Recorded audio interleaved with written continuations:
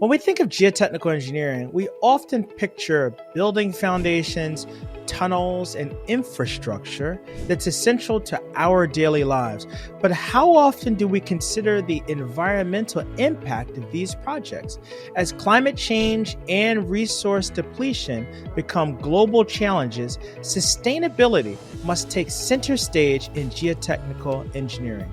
In this episode, we'll explore why sustainability is a game changer for the future of the industry with our special guest, Izabelle McGarvey, EIT, design engineer and environmental ambassador at Menard USA.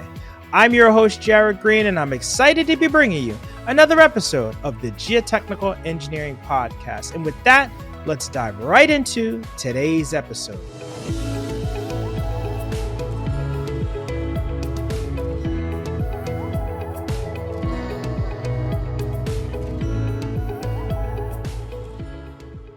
Izzy, how are you doing? Good. How are you? I'm good. Thank you so much for coming on the show. I was really looking forward to talking with you. We've had some of your colleagues on in the past, our good friends at Menard, and I'm glad that I could get to know you a little better. Yeah, thanks so much for having me. Excellent.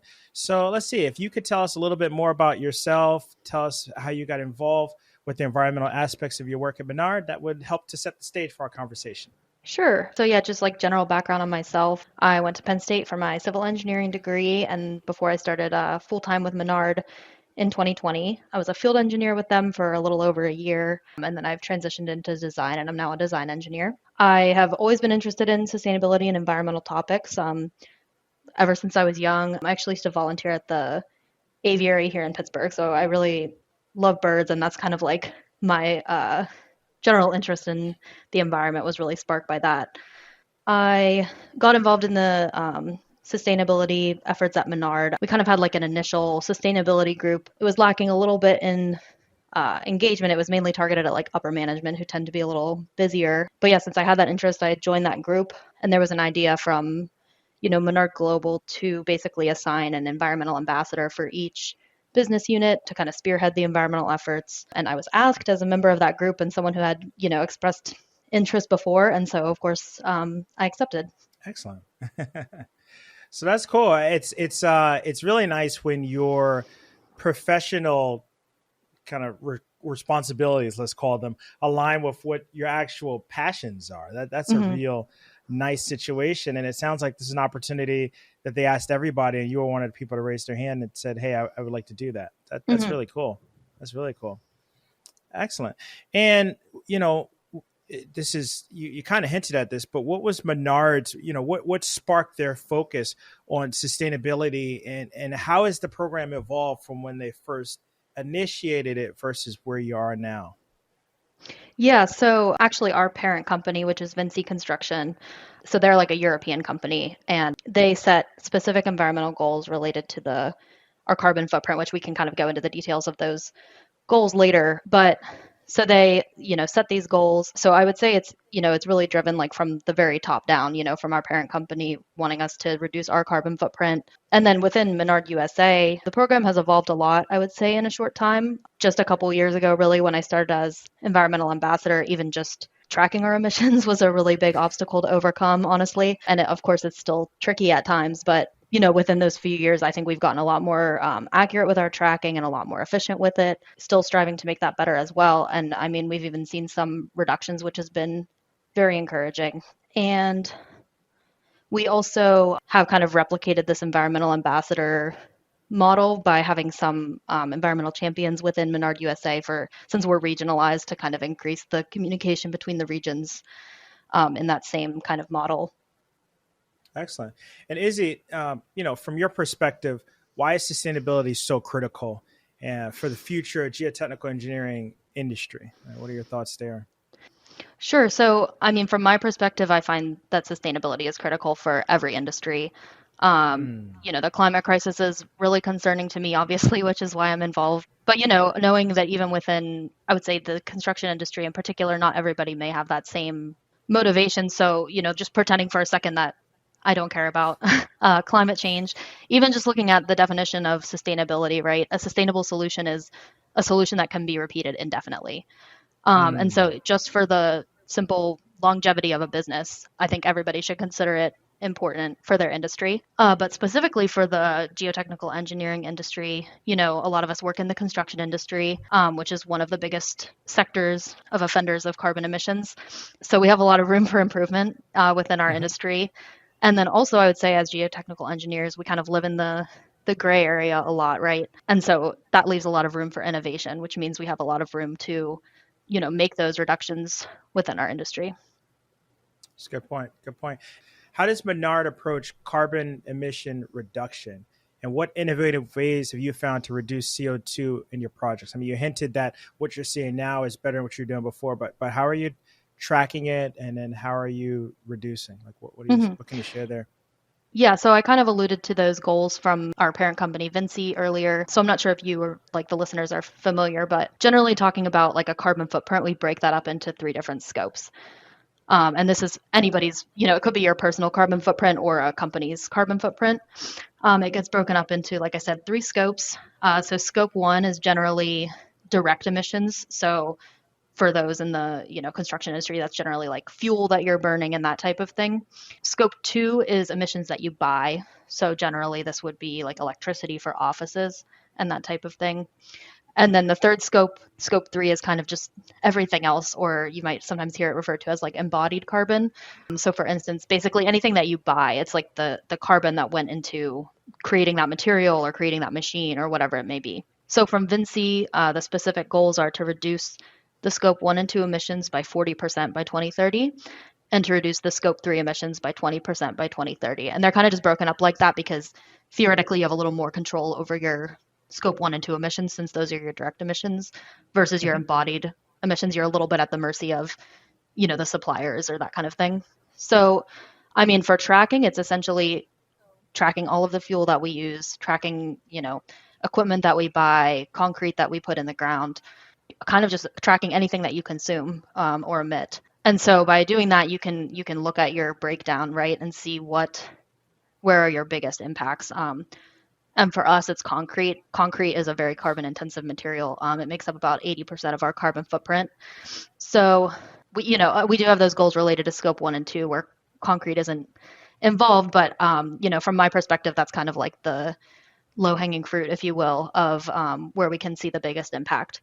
So I guess I would say one of our most innovative ways reducing CO2 in our projects. I don't want to go into too much detail. It's a proprietary Okay. installation method, but we've essentially found a way to install our rigid inclusions, which enhances the bond strength so that we can Mm. either maintain or increase the geotechnical capacity of the elements while reducing the overall diameter and grout consumption. Excellent. So if you put less material in the ground or you don't go as deep, you have less embodied carbon, Exactly. and the other items as well. Okay, that makes a lot of sense, and that's awesome.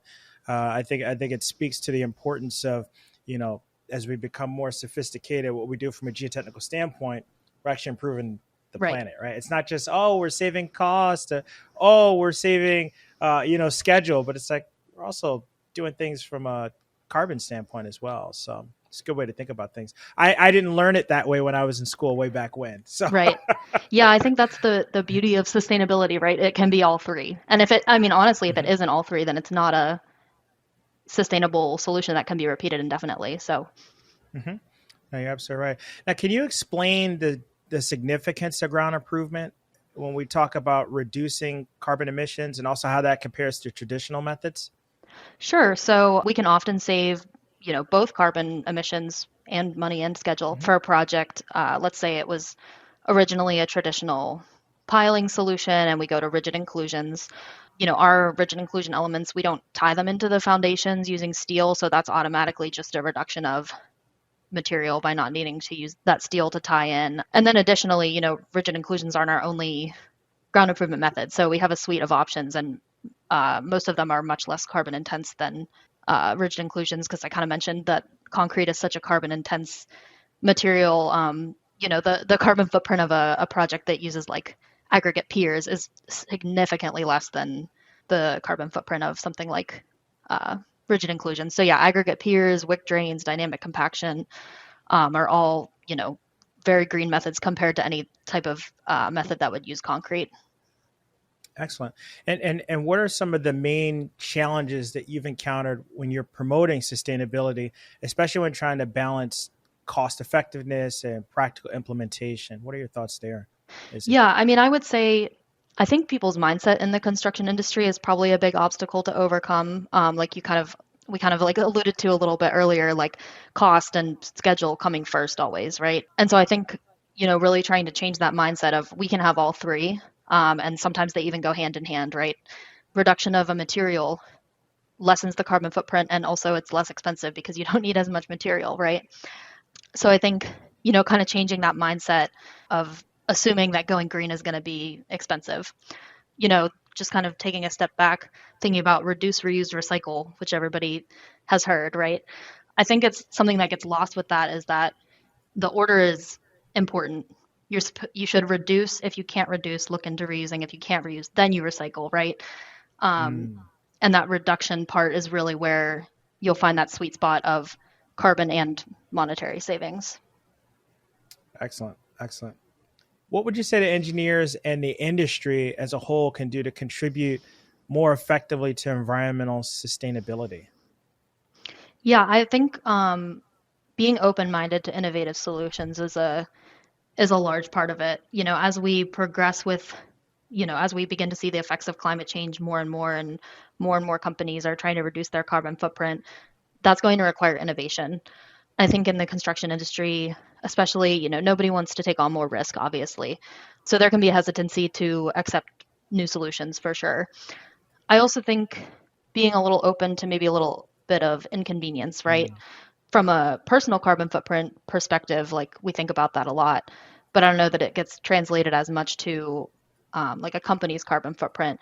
Maybe putting a little more time and optimization into design, even though it takes longer, would be worth it because of the carbon and or cost savings.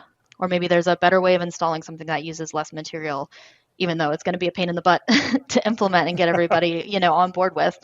So just being open to those innovations and being a little uncomfortable maybe with trying new solutions, I think is probably what the what engineers in the industry can do. okay.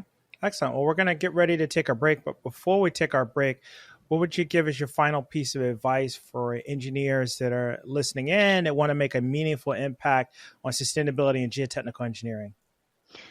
Yeah, I mean, I kind of alluded to it earlier, but when the goals were first set, I was like, this seems impossible, or this seems like a massive challenge.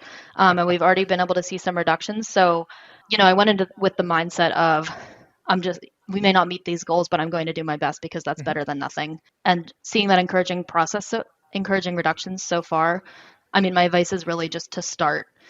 If you don't see these conversations happening in your company and it matters to you, start initiating the conversations.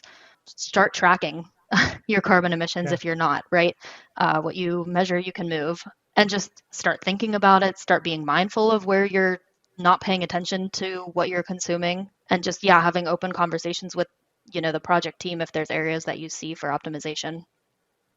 Excellent. That's great. That's great. Very good note to pause on. So we're going to come back in just a minute and close this one out with Izzy in our career factor safety in segment. Stick around.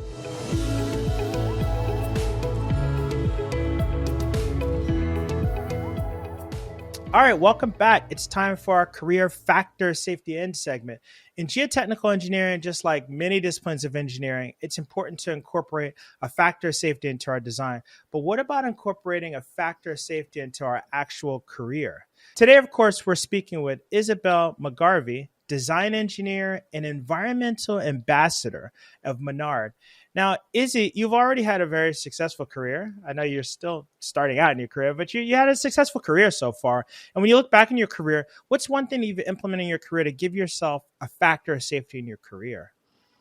Yeah, I think starting out as a in the field was extremely beneficial to my career. Even though I didn't do it for very long, just over a year, I feel like that experience has really impacted my engineering judgment, understanding what's practical in the field. I would highly recommend for any, young engineer to get some field experience. It's been really invaluable to me. I feel like, I have better conversations with people in the field when we're trying to deal with on the fly changes, things like that. So for me, I would say getting that field experience is a great way to get that factor of safety in your career, because now you have that experience, whether or not you do design, even if you go into project management or something like that. I think that field experience is extremely important. Excellent. Well, thank you so much for coming on and sharing all the great insights with us. You've shared some great information and advice that I know is going to be helpful for our listeners and those that are watching. Somebody wanted to reach out to you. What's the best way for them to contact you? You have an email you want to share, or are you on social media? Yeah, sure. You can find me on LinkedIn, Izabelle McGarvey. You could also email me at isabelle.mcgarvey@menardusa.com. Excellent. We'll make sure to get that in the show notes. Thank you so much for coming on. This is a lot of fun. Yes, of course. Thank you. I hope you enjoyed the episode today. We would love to hear your feedback, comments, and/or questions. Please feel free to go to geotechnicalengineeringpodcast.com, where you'll find a summary of the key points discussed in today's episode, as well as links to any of the resources, websites, or books mentioned during this episode. Until next time, we wish you the very best in all of your geotechnical engineering endeavors. Peace.